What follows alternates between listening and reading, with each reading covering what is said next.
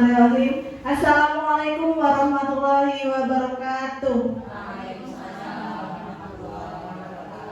Selamat siang Bapak Ibu Guru SD Negeri Leduk. Selamat siang. Yang terhormat Ibu Prasetyaini selaku Kepala SDN Leduk. Yang saya hormati rekan-rekan guru SDN Leduk.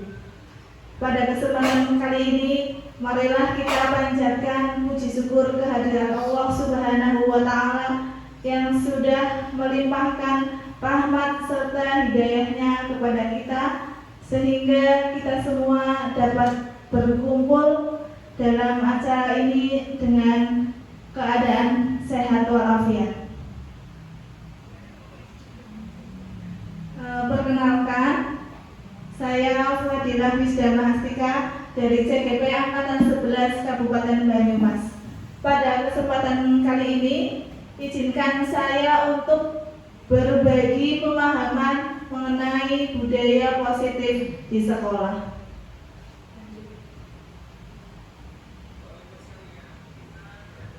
Dalam kegiatan pendidikan guru penggerak di sini pada modul 1, saya mempelajari yang pertama mengenai filosofi pemikiran Ki Hajar Dewantara, kemudian ada nilai dan peran guru penggerak, visi guru penggerak, dan yang terakhir budaya positif. Yang pertama, pemikiran filosofis Ki Hajar Dewantara mengenai pendidikan. Menurut Ki Hajar Dewantara, tujuan pendidikan adalah menuntut segala kodrat yang ada pada anak agar mereka dapat mencapai kebahagiaan dan keselamatan yang setinggi-tingginya baik sebagai manusia maupun sebagai anggota masyarakat. Ki Hajar Dewantara menegaskan bahwa dalam pendidikan hendaknya sesuai dengan kodrat alam dan kodrat zamannya, sehingga pendidikan tidak bersifat statis tetapi dinamis. Pendidikan yang menuntun bukan menuntut. Pendidikan yang memerdekakan anak, menghasilkan budi pekerti. Pendidik diumpamakan seperti petani yang harus merawat bibit tanaman sesuai dengan jenis tanamannya. Kemudian modul yang kedua, nilai dan peran guru penggerak.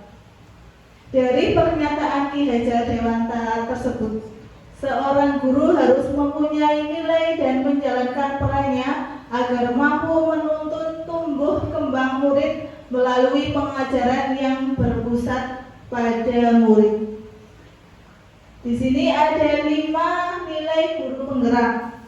Yang pertama ada mandiri, reflektif, inovatif, kolaboratif, dan berpihak pada murid. Dan sedangkan peran guru penggerak juga ada 5. Yang pertama, menjadi pemimpin pembelajaran, menjadi coach bagi guru lain. Yang ketiga, mendorong kolaborasi. Keempat, mewujudkan kepemimpinan murid. Dan yang kelima, menggerakkan komunitas praktisi. Modul yang ke-1.3 yaitu visi guru penggerak.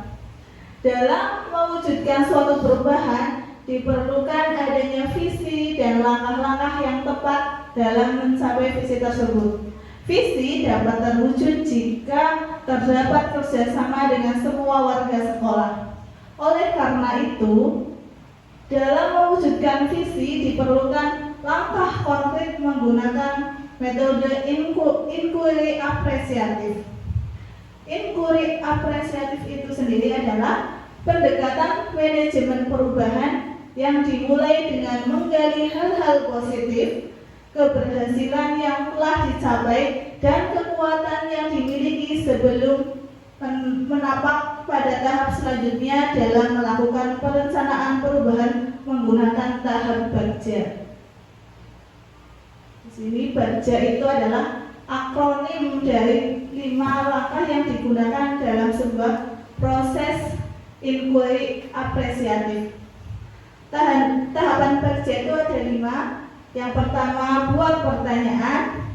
ambil pelajaran, gali mimpi, jabarkan rencana, dan atur eksekusi. Kemudian ada modul yang 1.4, budaya positif. Berdasarkan penerapan tahapan Bagja yang tadi, akan muncul pembiasaan-pembiasaan positif di sekolah yang kita kenal dengan budaya positif. Budaya positif ini akan menimbulkan rasa aman dan nyaman pada murid dalam proses pembelajaran. Budaya positif ini juga itu dapat mendorong murid untuk berpikir, bertindak, dan mencipta sebagai proses pemerdekaan dirinya sehingga murid lebih mandiri dan bertanggung jawab. Dalam menerapkan budaya positif, diperlukan pemahaman dan penerapan terhadap 1. Disiplin positif dan nilai-nilai kebajikan universal. Kemudian ada teori motivasi, hukuman, dan penghargaan.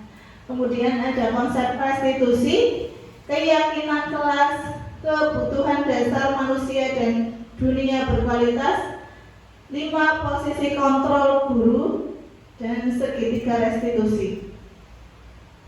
Kemudian ini yang pertama tadi ada budaya positif. Budaya positif sendiri adalah nilai-nilai positif yang ada di sekolah untuk menumbuhkan motivasi intrinsik pada murid yang bertanggung jawab dan berbudi pekerti luhur sehingga terwujud profil belajar Pancasila. Budaya positif diciptakan untuk menuntun kodrat anak agar mempunyai nilai-nilai kebajikan. Ki Hajar Dewantara di sini menyatakan bahwa di mana ada kemerdekaan, disitulah harus ada disiplin yang kuat. Sungguh pun disiplin itu bersifat self-disiplin, yaitu kita sendiri yang mewajibkan kita dengan sekeras-kerasnya. Tetapi itu sama saja, sebab jikalau kita tidak cakap melakukan self-disiplin, wajiblah penguasa lain mendisiplinkan diri kita. Dan peraturan demikian itulah harus ada di dalam suasana merdeka. Ini dari pernyataan Ki Hajar Dewantara.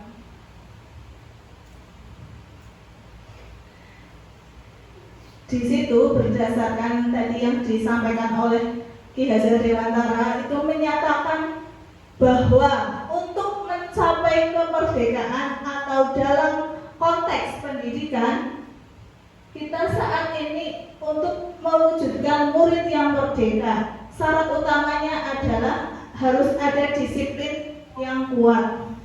Disiplin yang dimaksud adalah disiplin dengan motivasi internal. Jika kita tidak memiliki motivasi internal, maka kita memerlukan pihak lain untuk mendisiplinkan kita, atau motivasi eksternal karena berasal dari luar, bukan dari dalam diri kita sendiri.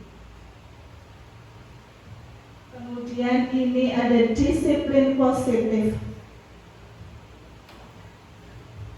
Diane Gossen menyatakan bahwa arti dari kata disiplin berasal dari bahasa Latin, yaitu disciplina, yang artinya belajar. Kata disiplin juga berasal dari akar kata yang sama dengan disiplin, atau murid atau pengikut. Untuk menjadi seorang murid atau pengikut, seseorang harus paham betul alasan mengapa mereka mengikuti suatu aliran atau ajaran tertentu, sehingga motivasi yang terbangun adalah motivasi intrinsik, bukan ekstrinsik.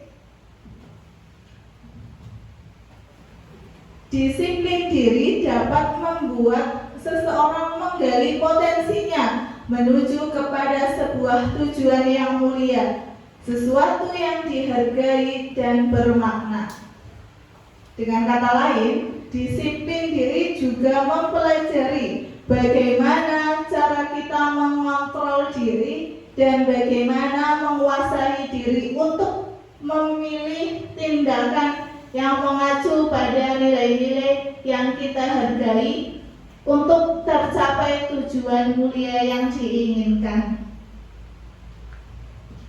Dengan kata lain, seseorang yang memiliki disiplin diri berarti mereka bisa bertanggung jawab terhadap apa yang dilakukannya karena mereka mendasarkan tindakan mereka pada nilai-nilai kebajikan universal. Di sini pengertian dari disiplin positif. Disiplin positif adalah pendekatan mendidik anak untuk melakukan kontrol diri dan pembentukan sebuah kepercayaan diri. Disiplin positif menanamkan motivasi untuk menjadi orang yang mereka inginkan dan menghargai diri sendiri dengan nilai-nilai yang mereka percaya tanpa terpengaruh adanya hukuman atau hadiah, sehingga berpengaruh pada motivasi intrinsik yang berdampak jangka panjang. Kemudian ini ada nilai-nilai kebajikan universal. Nilai-nilai kebajikan universal itu adalah sifat-sifat positif manusia yang merupakan tujuan mulia yang ingin dicapai. Menurut Dr. William Glasser pada teori kontrol menyatakan bahwa setiap perbuatan memiliki suatu tujuan. Kemudian Diane Gosden juga mengungkapkan bahwa dengan mengaitkan nilai-nilai kebajikan yang diyakini seseorang, maka motivasi intrinsiknya akan terbangun sehingga dapat menggerakkan motivasi dari dalam diri untuk mencapai tujuan mulia yang diinginkan tersebut. Nah, di sini ada nilai kebajikan universal sesuai dengan profil pelajar Pancasila. Profil pelajar Pancasila itu ada 6 dimensi. Yang pertama, beriman, bertakwa kepada Tuhan yang Maha Esa dan berakhlak mulia. Yang kedua, berkebinekaan global. Yang ketiga, gotong royong. Kemudian dimensi profil pelajar Pancasila yang keempat itu mandiri. Yang kelima, kreatif. Dan yang keenam, bernalar kritis.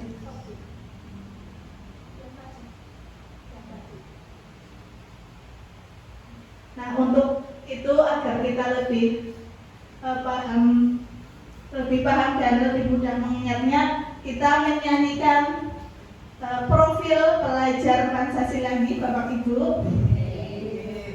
Saya minta bantuannya untuk berdiri semuanya. Untuk lebih semangatnya kita menyanyikan lagu profil pelajar Pancasila dengan gerakan. Saya yang aba-aba atau ada yang mau volunteer?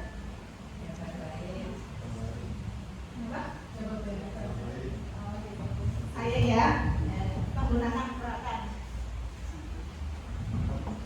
1, 2, 3. Pelajar Pancasila beriman dan bertakwa pada Tuhan yang Esa dan berakhlak mulia, berkebinekaan global, gotong royong mandiri, kreatif dan bernalar kritis. Sekali lagi Bapak Ibu, agar kita lebih semangat. Apakah ada yang mau ke depan, maju? Bu Novita, Bu Wati.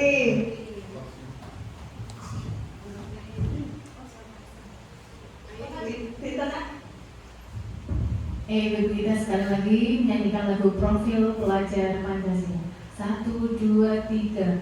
Belajar Pancasila, beriman dan bertakwa pada Tuhan Yang Esa dan berakhlak mulia, berkebinekaan global, gotong royong mandiri, kreatif dan bernalar kritis.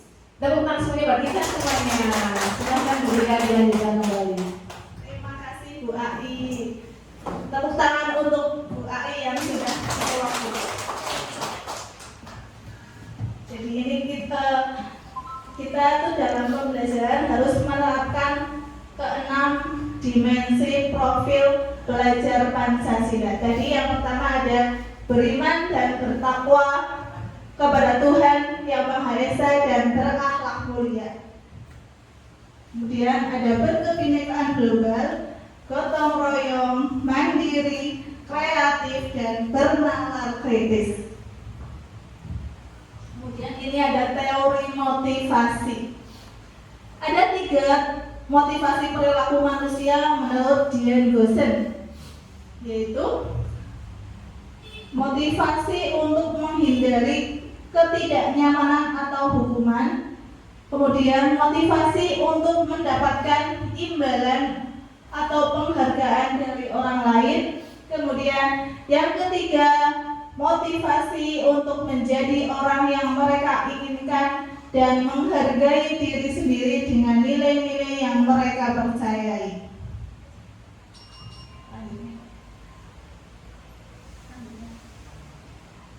Nah, ini teori perilaku motivasi. Yang pertama ada ini, untuk menghindari ketidaknyamanan atau hukuman itu motivasi eksternal. Untuk motivasi ini adalah tingkat terendah dari motivasi perilaku manusia. Biasanya orang yang motivasi perilakunya untuk menghindari hukuman atau ketidaknyamanan akan bertanya, apa yang akan terjadi apabila saya tidak melakukannya? Sebenarnya mereka sedang menghindari permasalahan yang mungkin muncul dan berpengaruh pada mereka secara fisik dan psikologis maupun tidak terpenuhi kebutuhan mereka. Bila mereka tidak melakukan tindakan itu, bila mereka tidak melakukan tindakan itu, motivasi ini bersifat eksternal. Kemudian motivasi untuk mendapatkan imbalan atau penghargaan dari orang lain. Ini termasuk motivasi eksternal. Orang dengan motivasi ini akan bertanya, apa yang akan saya dapatkan bila saya melakukannya? Mereka melakukan sebuah tindakan untuk mendapatkan pujian dari orang lain yang menurut mereka penting dan mereka letakkan dalam dunia berkualitas mereka. Mereka juga melakukan sesuatu untuk mendapatkan hadiah, pengakuan, dan imbalan. Motivasi ini termasuk pada motivasi eksternal. Kemudian ini yang ketiga, untuk menjadi orang yang mereka inginkan dan menghargai diri sendiri dengan nilai-nilai yang mereka percaya. Ini bersifat motivasi internal di Bapak Ibu. Orang dengan motivasi ini akan bertanya, akan menjadi orang yang seperti apa apabila saya melakukannya. Mereka melakukan sesuatu karena nilai-nilai yang merdeka, ya, yang mereka yakini dan hargai. Dan mereka melakukannya karena mereka ingin menjadi orang yang melakukan nilai-nilai yang mereka yakini tersebut. Ini adalah motivasi yang akan membuat seseorang memiliki disiplin positif, karena motivasi ini bersifat internal atau dari dalam diri sendiri. Kemudian yang selanjutnya adalah hukuman, konsekuensi, dan penghargaan. Hukuman bersifat terencana atau tiba-tiba. Murid tidak tahu apa yang akan terjadi dan tidak dilibatkan. Kalau konsekuensi itu sendiri sudah terencana atau sudah disepakati, sudah dibahas dan disetujui oleh semua guru dan murid. Kemudian yang ketiga adalah penghargaan. Penghargaan maupun hukuman adalah cara-cara mengontrol perilaku seseorang yang menghancurkan potensi untuk pembelajaran yang sesungguhnya. Ini menurut Home tahun 1990. Ini ada perbedaan hukuman dan konsekuensi. Ini menurut Dian Goosen dalam buku The Five Positions of Control. Perbedaan hukuman dan konsekuensi menurut Dian Goosen. Yang pertama, hukuman. Hukuman itu sesuatu yang menyakitkan dan harus terjadi. Kemudian hukuman itu akan membuat anak sakit fisik maupun sakit hati untuk jangka waktu yang panjang. Yang ketiga, dengan hukuman itu maka anak akan jadi benci dengan kedisiplinan. Dan hukuman itu bersifat paksaan serta mendorong anak untuk menyakiti diri sendiri. Hukuman juga merupakan konsep diri yang buruk. Dengan anak diberikan hukuman, maka anak itu belajar untuk menyembunyikan kesalahan yang ia lakukan. Kemudian dengan hukuman itu juga akan membuat anak itu mudah marah, merasa bersalah, akan merasa malu karena dipermalukan dan merasa tidak dihargai, tidak punya nilai diri. Kalau konsekuensi ini, yang pertama itu konsekuensi adalah sesuatu yang harus terjadi. Dengan konsekuensi akan membuat anak merasa tidak nyaman dalam jangka waktu yang pendek. Kemudian konsekuensi juga akan membuat anak itu menghargai disiplin. Kemudian konsekuensi adalah stimulus bagi anak, juga mendorong anak agar mudah menyesuaikan diri. Kemudian konsekuensi juga merupakan konsep diri yang baik.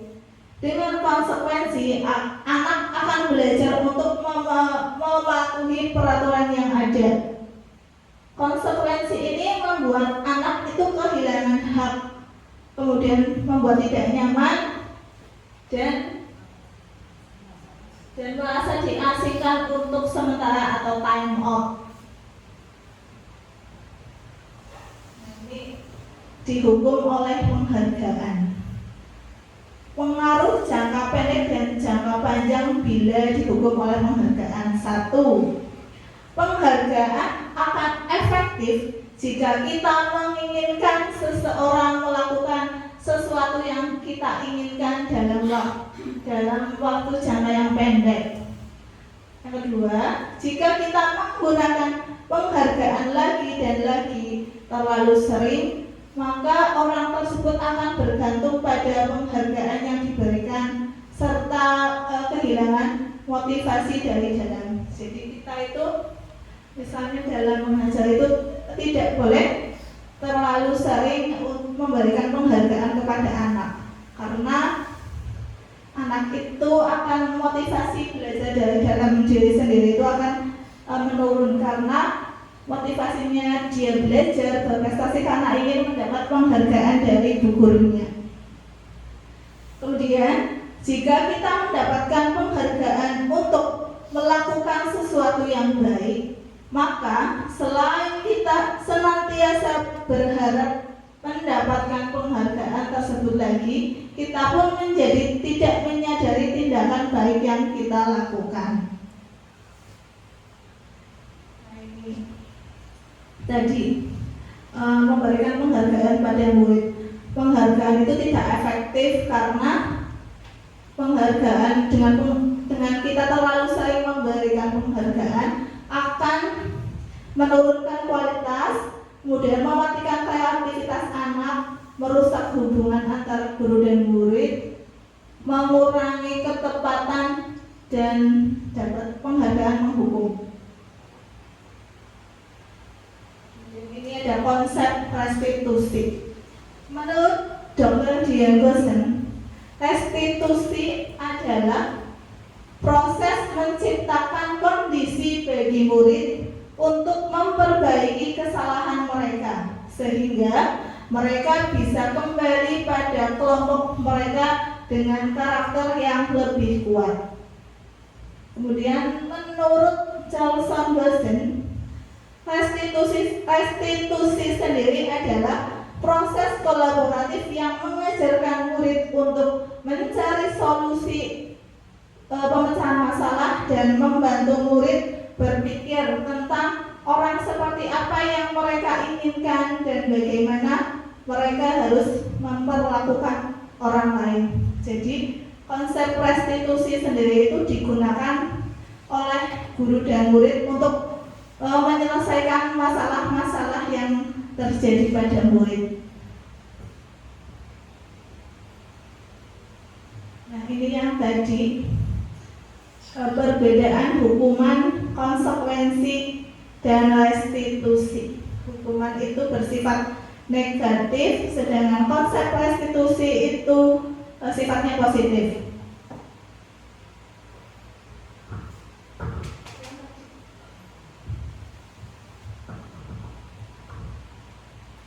Ini contohnya, memberikan identitas gagal pada murid itu hukuman. Hukuman itu sesuatu yang menyakitkan dan harus terjadi. Dengan hukuman, murid akan merasa tidak nyaman dan menjadikan dia sebagai korban ketidakadilan. Dengan kita memberikan hukuman, maka akan membuat murid itu merasa tersakiti dan membuat perilaku agresif atau perilaku negatif pada murid itu semakin meningkat. Dengan pemberian hukuman, sistem yang ada di sekolah itu tidak akan berjalan karena murid merasa takut dengan adanya hukuman. Kemudian ini hukuman itu adalah berperilaku hanya pada sebuah institusi, tidak berlanjut pada kehidupan nyata. Kalau peraturan itu tidak, jangan, kamu harus gitu. Peraturan itu bersifat memaksa. Kemudian dengan hukuman itu akan membuat anak itu membenci peraturan yang ada di sekolah. Lalu konsekuensi. Konsekuensi itu sesuatu yang harus terjadi, membuat murid tidak nyaman dalam waktu pendek, membuat murid menjadi korban atau korban pengabaian orang lain, membuat murid tidak nyaman, kemudian penguatan bertahan dalam jangka waktu pendek. Kalau konsekuensi sendiri itu memerlukan monitoring dan supervisi terus-menerus dari guru. Dengan konsekuensi itu akan membantu penerapan untuk mengikuti peraturan dalam masyarakat maupun sekolah. Jadi kalau konsekuensi, apa peraturannya? Mampukah kamu melakukannya? Terima kasih. Dengan konsekuensi, anak akan lebih menghormati dan menghargai dengan peraturan yang berlaku. Kemudian yang ketiga, konsep restitusi. Restitusi itu digunakan untuk menguatkan murid dalam waktu jangka panjang. Ini dari restitusi, korban mendapatkan ganti Dengan konsep restitusi, anak itu akan mendapatkan penguatan, juga dapat memecahkan masalah yang terjadi pada anak. Dengan konsep restitusi itu juga murid belajar bertanggung jawab atas perilaku yang dilakukannya. Konsep restitusi ini itu fokus pada pemecahan masalah dalam jangka waktu yang panjang. Ini kalimatnya. Apa yang kamu yakini? Apa yang bisa kamu lakukan untuk memperbaiki masalah ini? Nah, dengan konsep restitusi ini, anak akan lebih menghormati dirinya dan orang lain. Maka dari itu, kalau kita mendapatkan permasalahan murid itu bisa diselesaikan dengan konsep restitusi. Bapak Ibu masih semangat? Kalau untuk lebih semangat, kita tepuk semangat. Kita tepuk semangat dulu ya Bapak Ibu. Kita tepuk semangat dengan versi yang terbaru, yang pakai dang-dang-dang, ding-ding-ding, dung-dung-dung. Yang dang-dang-dang, ding-ding-ding, dung-dung-dung. Mulai lagi. Untuk kita lebih semangat dalam ini belajar tentang budaya positif di sekolah. Tepuk semangat, dang-dang-dang, ding-ding-ding, dung-dung-dung, dang-dang-dang, ding-ding-ding, dung-dung-dung. Aha-aha, ma, aha-aha, ma, aha-aha, semangat. Sekali lagi, sepertinya ngantuk semua. Coba perwakilan Bu Reti yang lagi. Udah.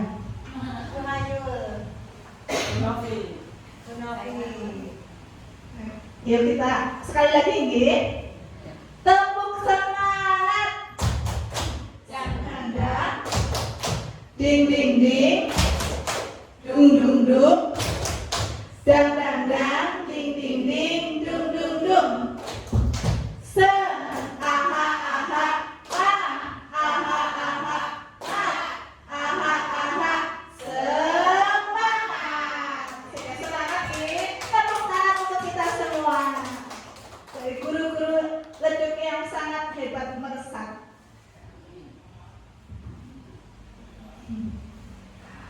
Selanjutnya ada 9 ciri-ciri konsep restitusi.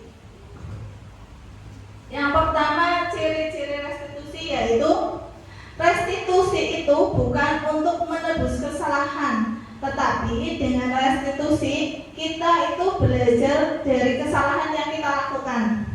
Kemudian dengan restitusi itu akan memperbaiki hubungan antara guru dan murid. Kemudian restitusi adalah sebuah tawaran untuk memecahkan masalah, bukan paksaan. Kalau tadi kan hukuman adalah sebuah paksaan.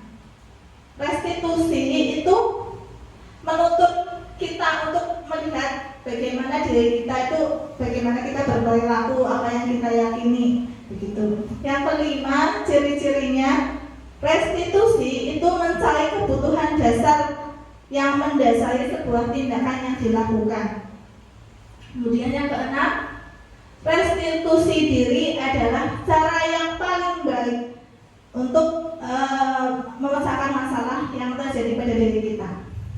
Restitusi sendiri berfokus pada karakter, bukan pada tindakan yang dilakukan. Restitusi itu fokusnya pada solusi pemecahan masalah. Yang terakhir, ciri-ciri restitusi itu mengembalikan murid yang berbuat salah pada kelompoknya. Nah, ini tahapan atau langkah-langkah kita melaksanakan restitusi. Ini dengan gambaran segitiga. Tahapan segitiga restitusi itu ada 3. Yang pertama, menstabilkan identitas.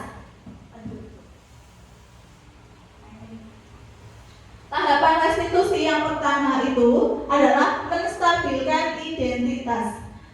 Tahapan yang pertama ini itu tujuannya untuk membuat murid yang merasa gagal karena berbuat salah menjadi seseorang yang positif terhadap dirinya.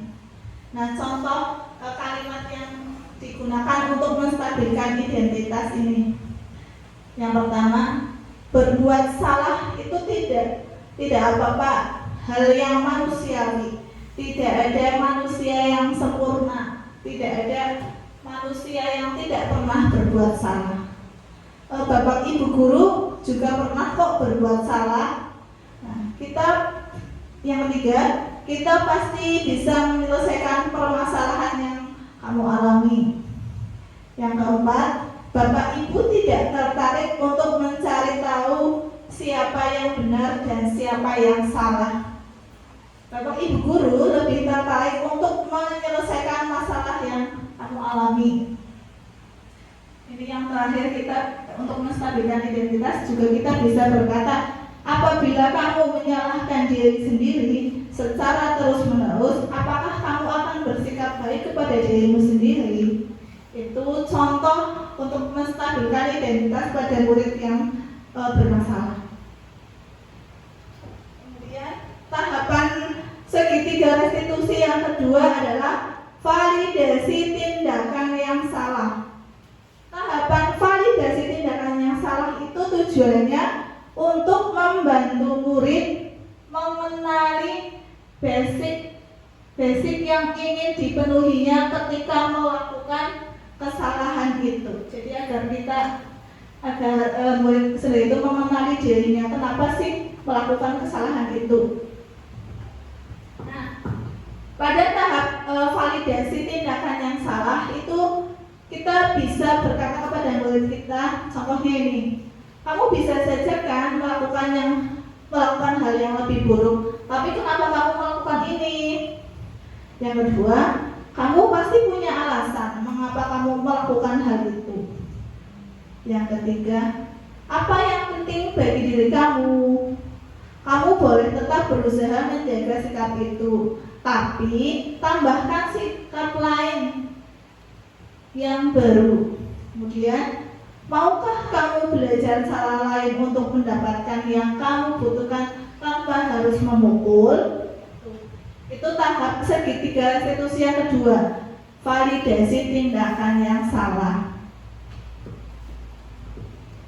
Nah, tahapan yang ketiga dalam konsep segitiga restitusi adalah menanyakan keyakinan.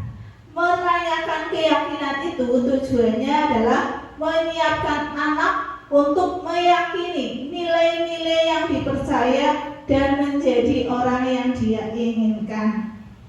Nah, untuk menanyakan keyakinan itu, guru bisa berkata pada murid dengan contohnya, kehidupan seperti apa yang kamu inginkan? Apakah kamu ingin menjadi orang yang lebih sukses, bertanggung jawab dan dapat dipercaya? Kemudian, bagaimana jika kamu sudah menjadi orang yang kamu inginkan?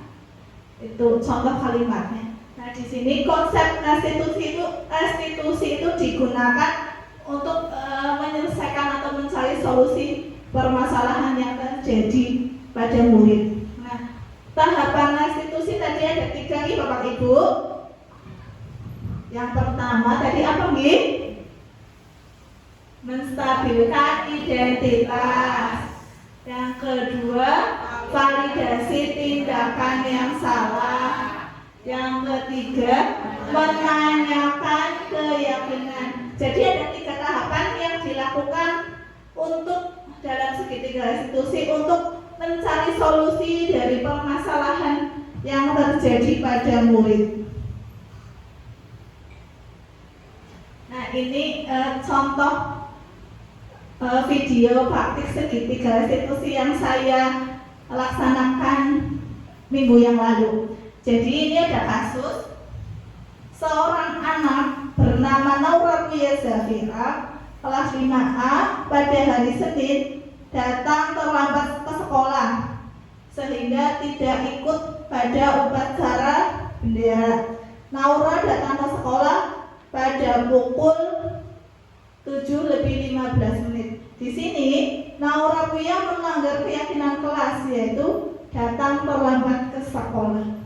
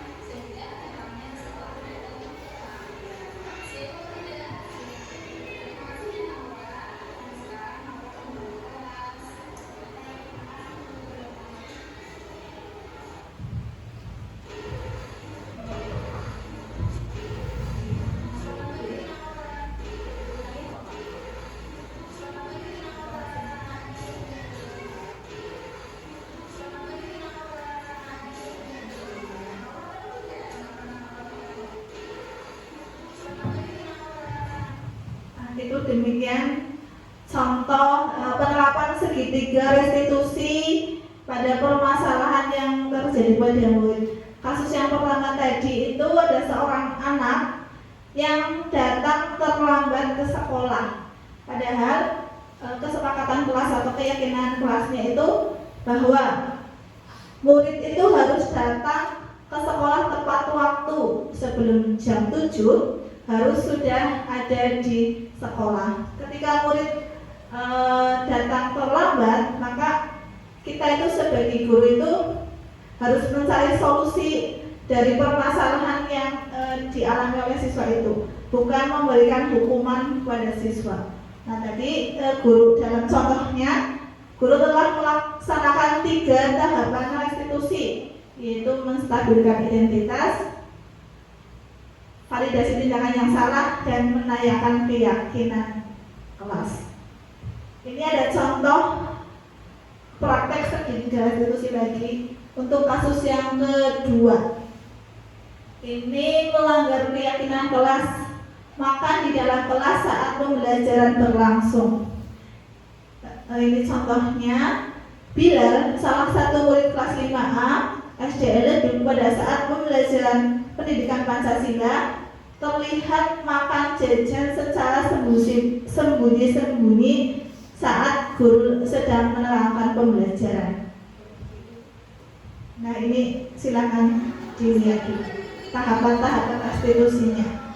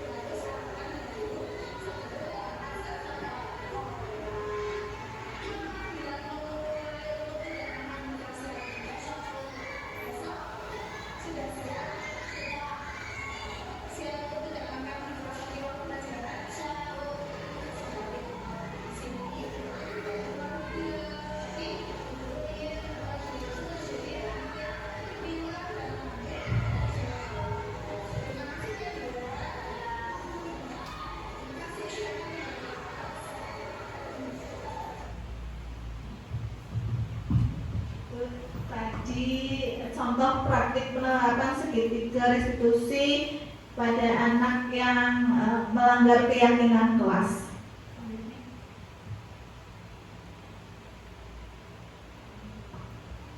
Lanjut. Yang tadi tentang segitiga restitusi sudah paham semua nih? Apa mau praktek? Sudah cukup nih, sudah cukup paham. Besok kalau menemukan murid yang bermasalah atau melanggar keyakinan kelas ataupun sekolah, kita bisa carikan solusinya menggunakan konsep segitiga restitusi. Itu akan memberikan dampak positif pada anak, bukan dengan kita berikan hukuman ataupun konsekuensi.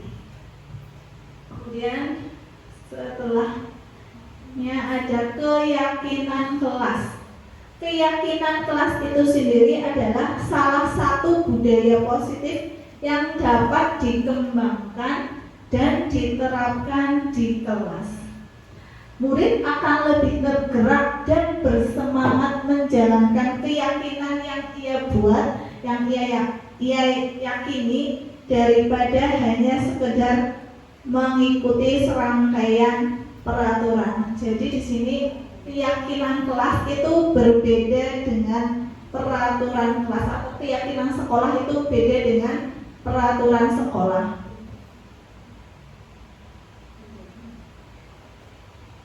Ini tentang pembentukan keyakinan sekolah atau keyakinan kelas.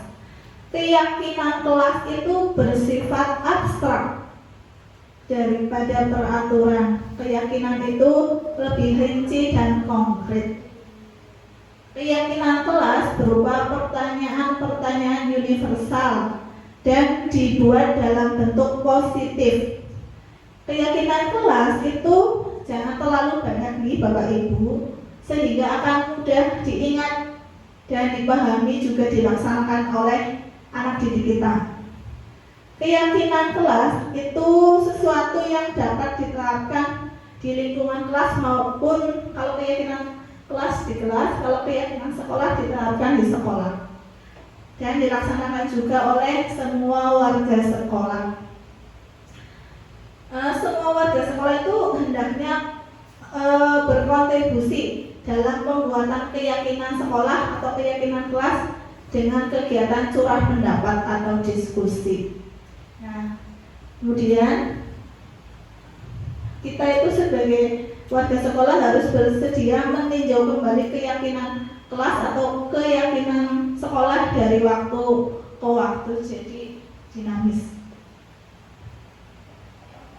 bisa berubah seiring berjalannya waktu. Ini proses pembentukan keyakinan kelas dari kelas saya yang sudah saya laksanakan.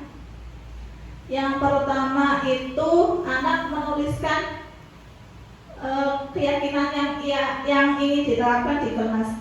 Ini menggunakan sticky note. Setiap anak diberikan sticky note untuk menuliskan kesepakatan atau keyakinan yang diinginkan dari kelas kita. Kemudian ditempel di papan tulis. Ini nantinya saya pindah di kertas plano. Kemudian setelah ditempel semua, kita sepakati keyakinan yang atau kesepakatan yang kita telah tulis, kita telah tuangkan pada sticky note. Nah, keyakinan kelas itu beda nih dengan peraturan. Kalau keyakinan kelas itu dibuat menggunakan kalimat yang positif. Contohnya, kalau peraturan kan dilarang buang sampah sembarangan. Itu kalau dalam keyakinannya menggunakan kalimat positif, buanglah sampah pada tempatnya. Jadi itu tidak menggunakan kalimat dilarang, jangan, ataupun tidak. Contohnya lagi ada peraturan yang berbunyi tidak boleh membuat gaduh saat pelajaran. Itu bisa diganti dengan kalimat yang positif menjadi belajar dengan tenang atau aktif dalam pembelajaran. Contohnya lagi, Tidak boleh datang terlambat ke sekolah. Itu kan kalimatnya negatif, kita ganti dengan yang positif menjadi datang tepat waktu begitu. Jadi kalau membuat keyakinan itu menggunakan kalimat yang positif. Selanjutnya berarti. Nah, ini adalah contoh kesepakatan kelas. Datang tepat waktu, ucapkan salam ketika masuk ke kelas. Kemudian menjaga kebersihan sekolah, tertib. Tertib ini juga dalam pembelajaran, dalam menggunakan seragam sekolah, aktif dalam pembelajaran, berdoa sebelum dan sesudah pembelajaran. Ini kesepakatan kelasnya. Kami guru dan murid saling menyayangi, murid semangat belajar dan murid yang peduli dengan teman-teman. Itu contoh kesepakatan kelas. Kemudian 5 kebutuhan dasar manusia. Yang ada 5 kebutuhan dasar manusia. Yang pertama, kebutuhan bertahan hidup, kebutuhan akan kasih sayang dan rasa diterima, kebutuhan akan penguasaan, itu termasuk pada pengakuan dan kemampuan, kemudian kebutuhan kebebasan dan kebutuhan kesenangan.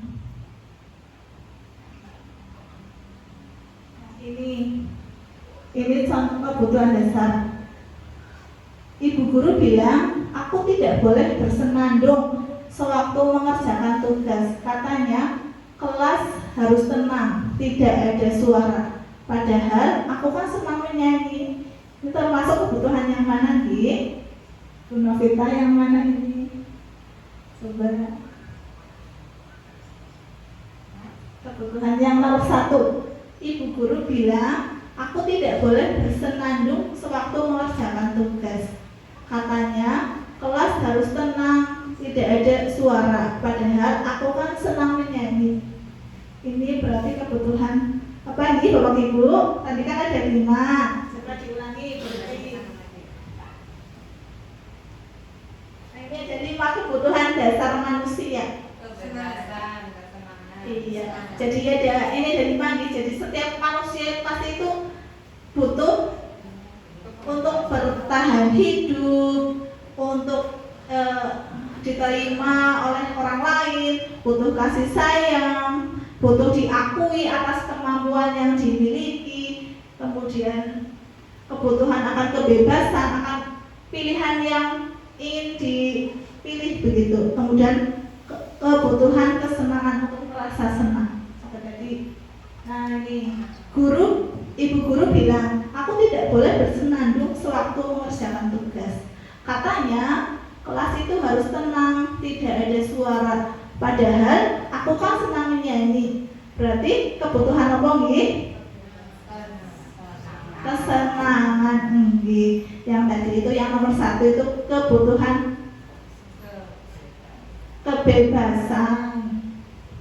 Yang kedua, ibu guru tidak menyapaku hari ini. Padahal aku memakai jepit rambut baru. Ini termasuk anak itu butuh kebutuhan apa nggih? Iya, anak itu butuh diakui atau kebutuhan pengakuan dari orang lain. Jadi kita sebagai guru itu harus memenuhi 5 kebutuhan dasar dari manusia, memenuhi kebutuhan anak. Kemudian yang ketiga, aku bosan, masa belajarnya hanya itu saja, mendengarkan ibu guru saja. Ini termasuk kebutuhan yang mana nih? Kesenangan. Ya, ini kebutuhan yang ketiga, kebutuhan kesenangan.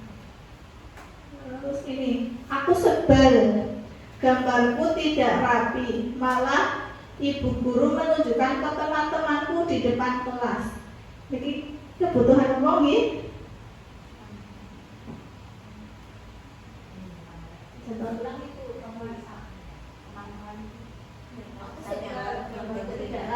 aku sebel, gambarku tidak rapi. Tapi malah ibu guru menunjukkan teman-temanku di depan kelas. Kebutuhan akan penguasaan, tapi kan ini diakui punya gambar yang bagus. Nah ini tadi tentang ini lanjutannya ya Bu. Ibu semua 5 posisi kontrol guru. Nah, yang pertama itu guru sebagai penghukum, guru sebagai pembuat rasa bersalah, guru sebagai teman, dan guru sebagai pemantau, yang terakhir guru sebagai manajer. Ini motivasinya identitas gagal, identitas berhasil atau sukses. Ini kalau yang identitas gagal itu kontrol dari luar, yang itu juga. Kemudian identitas berhasil itu jika guru menjadi manajer, itu kontrolnya kontrol diri.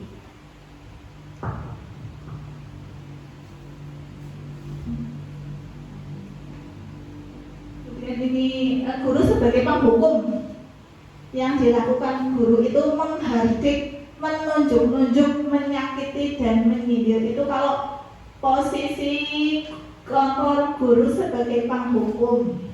Kemudian yang diusahakan oleh guru, kalau kamu tidak melakukannya, awas ya, rasakan. Itu contohnya. Kemudian ini membentak dan menyalahkan orang lain. Kemudian murid melakukan guru di luar dunia berkualitas. Kemudian murid berkata, kalau guru sebagai penghukum, biarkan saja, nanti juga marah-marah lagi, begitu. Kalau kita suka menghukum siswa, suka ngomel-ngomel di kelas ya, itu pasti siswa itu akan Bu guru tadi juga marah-marah lagi, biarin aja, bodo amat gitu lah.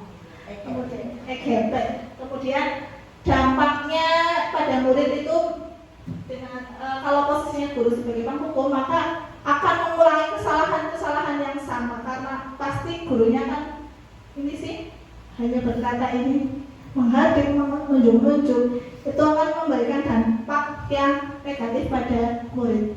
Kemudian guru sebagai pembuat rasa bersalah. Ini yang dilakukan guru itu berceramah dan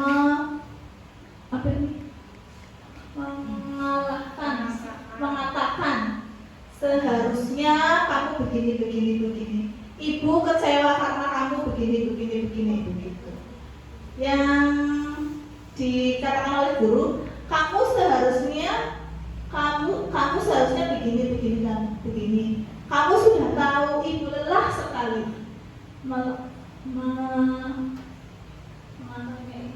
Kemudian menyembunyikan, menyangkal, berbohong.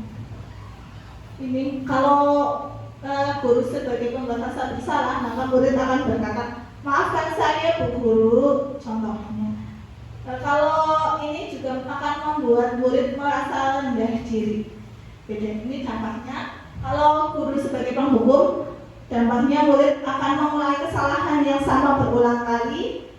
Kalau guru sebagai pembuat rasa bersalah itu membuat murid merasa rendah diri. Kemudian ini identitas berhasil, mengharapkan imbalan atau ketergantungan pada orang lain. Ini kalau posisi kontrolnya guru sebagai teman. Guru membuatkan alasan-alasan untuk muridnya. Contohnya guru berkata, ayolah lakukan demi ibu. Masa sih kamu tidak mau? Ingat, ibu tidak pernah begitu loh. Ini akan membuat murid ketergantungan. Kemudian contohnya murid berkata, saya pikir bapak ibu teman saya, ternyata begitu. Nah, kalau posisi kontrol guru sebagai teman, itu dampaknya lemah, tidak mandiri dan bergantung pada orang lain. Kemudian yang keempat itu posisi kontrol guru sebagai pemantau, menghitung dan mengukur. Guru berkata, apa peraturannya? Kemudian murid berkata, berapa banyak bidang yang saya harus peroleh? Berapa banyak bidang yang harus saya peroleh? Berapa halaman yang harus saya tulis? Nah, ini kalau dampaknya menitik beratkan pada sanksi atau hadiah untuk dirinya. Nah, kalau yang paling bagus atau yang paling baik itu posisi guru sebagai manajer. Nah, kalau posisi guru sebagai manajer itu memberikan dampak yang positif pada murid. Ini posisi guru sebagai manajer dengan mengajukan pertanyaan-pertanyaan. Apa yang kita yakini? Apa yang bisa kamu lakukan untuk memperbaiki kesalahan? Untuk memperbaiki masalah ini atau kesalahan yang kamu lakukan. Nanti seperti tadi ya contoh di dalam konsep segitiga restitusi. Dengan guru sebagai manajer maka akan menguatkan pribadi murid. Murid meletakkan dirinya sebagai individu yang positif dalam dunia yang berkualitas. Dengan guru sebagai manajer, maka contoh ini murid akan berkata, bagaimana caranya supaya saya bisa memperbaiki kesalahan? Dampaknya mengevaluasi diri, bagaimana memperbaiki diri. Jadi kita itu sebagai guru itu harus memposisikan diri sebagai manajer, akan lebih baiknya sebagai manajer. Seperti itu. Sampai di sini paham atau ada yang mau ditanyakan?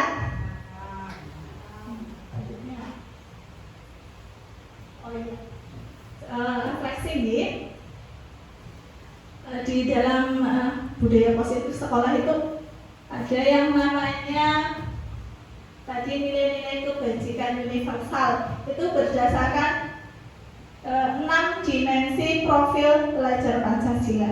Nah, ke-6 dimensi profil itu harus kita tumbuhkan pada diri setiap murid yang kita laksanakan dalam proses pembelajaran.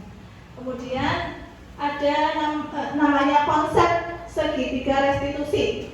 Konsep segitiga restitusi itu sendiri untuk mencari solusi permasalahan yang dialami oleh murid dengan melakukan 3 tahapan, yaitu menstabilkan identitas, validasi tindakan yang salah, dan menanyakan keyakinan. Nah, kemudian kita sebagai guru juga sebaiknya membuat kesepakatan kelas agar murid itu mempunyai rasa disiplin. Di sekolah juga seharusnya ada keyakinan sekolah. Keyakinan sekolah itu dan keyakinan kelas dan sekolah itu dengan kalimat-kalimat yang positif. Kemudian ada 5 kebutuhan dasar manusia tadi. Nah, ini 5 kebutuhan dasar manusia. Kita sebagai guru itu harus memenuhi 5 kebutuhan dasar manusia pada diri murid-murid kita. Ini ada 5. Kebutuhan bertahan hidup, kasih sayang dan rasa diterima, penguasaan ini untuk pengakuan atas kemampuan yang dimiliki oleh anak, kemudian kebutuhan kebebasan dan kesenangan. Dan ada 5 posisi kontrol guru.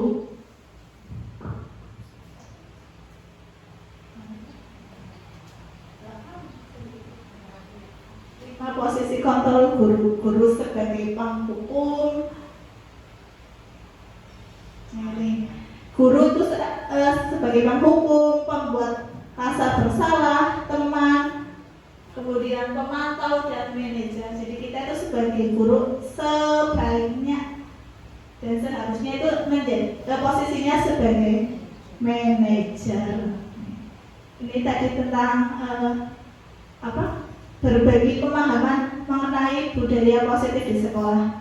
Setelah ini nantinya diharapkan Bapak Ibu semua menerapkan budaya positif di sekolah. Saya yakin Bapak Ibu semua ingin anak-anak itu menjadi anak-anak yang berkarakter sesuai dengan profil pelajar Pancasila. Sekian berbagi pemahaman tentang budaya positif di sekolah. Terima kasih, semoga bermanfaat. Wassalamualaikum warahmatullahi wabarakatuh.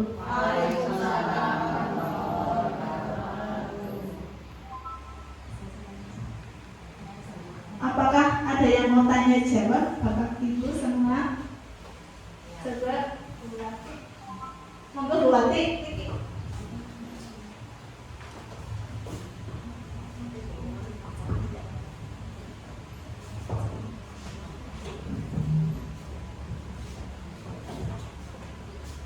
Assalamualaikum warahmatullahi wabarakatuh.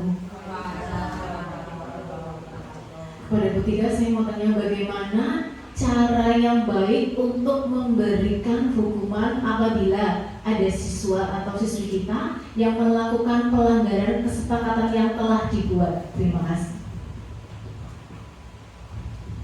Terima kasih Bu Wati. Tadi Bu Wati menanyakan bagaimana memberikan hukuman. Berarti ini posisi gurunya sebagai penghukum ya. Sebenarnya itu kita kan posisinya itu sebagai manajer. Jadi ketika anak itu berbuat salah, melanggar keyakinan, itu penyelesaiannya dengan solusinya dengan melaksanakan segitiga restitusi dengan tiga tahapan. Itu untuk membuat dampak positif bagi anak juga memberikan solusi. Kalau menurut saya, bagaimana memberikan hukuman pada anak?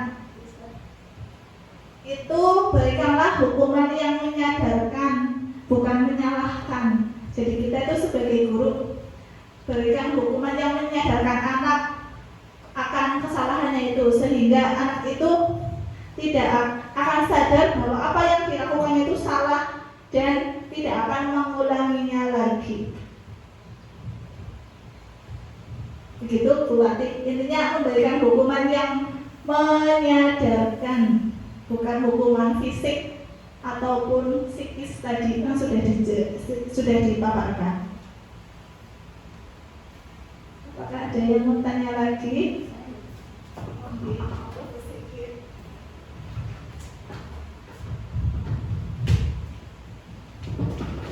Mohon tanya, berarti penghukuman atau pemberian hukuman kepada anak sekarang masih diperbolehkan atau tidak? Terus seandainya bisa, yang penting tidak hukuman secara fisik. Saya pernah sih menghukum tapi bukan secara fisik. Hanya contoh seperti ini. Ketika pelajaran olahraga kan sudah disepakati bahwa harus memakai baju olahraga. Nah pada saat itu ada satu anak yang tidak memakai. Akhirnya saya hukum dengan cara kamu boleh ikut ke lapang tapi di pinggir, tidak ikut berolahraga. Itu merupakan hukuman atau bukan? Boleh atau tidak? Itu yang hukuman dan konsekuensi.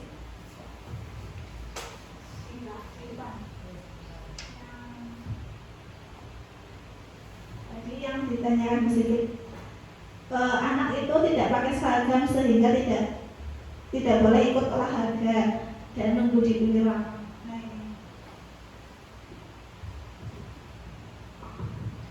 Tadi yang ditanyakan Bu Sigit itu termasuk pada hukuman. Yang ditanyakan Bu Sigit tadi termasuk pada hukuman. Ketika anak tidak pakai seragam sehingga tidak boleh ikut olahraga dan menunggu di pinggir lapang. Nah, hukuman itu kan sifatnya paksaan nih Bu. Jadi tadi yang ditanyakan Bu Sigit itu termasuk pada hukuman. Kamu harus nunggu di pinggir lapang karena kamu tidak pakai seragam. Di sini itu anak menjadi korban ketidakadilan. Mengapa sih saya hanya tidak pakai seragam kok tidak boleh ikut olahraga? Dan ini kenapa? Kan sudah ada kesepakatan kalau Oh, iya. itu pakai ini. Gini.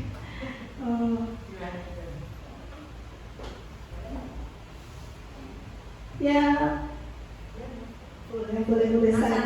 Masalahnya kalau anak itu dibiarkan tak ikut, kemungkinan minggu depan ada yang seperti itu lagi, seperti itu lagi. Itu untuk berarti kayak gini tadi yang memberikan penghargaan untuk anak yang sesuai aturan atau sesuai dengan keyakinan itu diberikan penghargaan, tapi tidak boleh terlalu sering seperti itu. Masih boleh memberikan hukuman tapi harus sesuai dengan yang di sini fungsinya.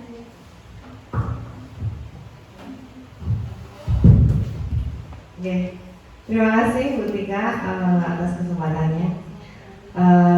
Mohon maaf di sini saya hanya ingin menambahkan pengertian di sini Bu Tika mendesiminasikan atau mensosialisasikan budaya positif.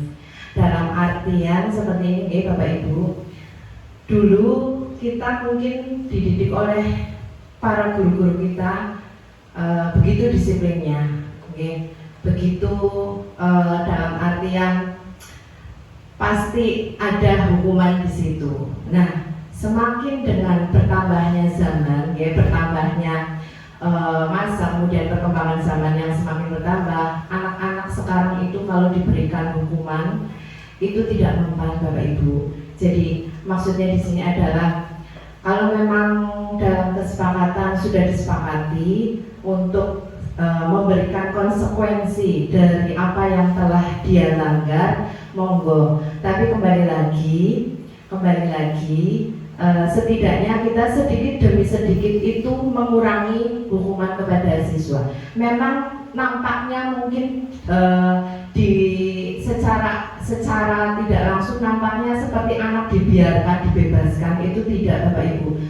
Saya pribadi untuk menjalankan ini, untuk melaksanakan ini juga masih proses belajar. Semuanya dalam proses belajar. Kita juga menurut kita mungkin dengan memberikan hukuman itu anak pasti akan berubah, tapi berubahnya hanya sementara, mungkin di depan kita. Nanti kalau sudah di belakang kita, mereka akan balik seperti semula. Jadi intinya di sini ini budaya positif itu ya monggo kita bersama-sama belajar lagi.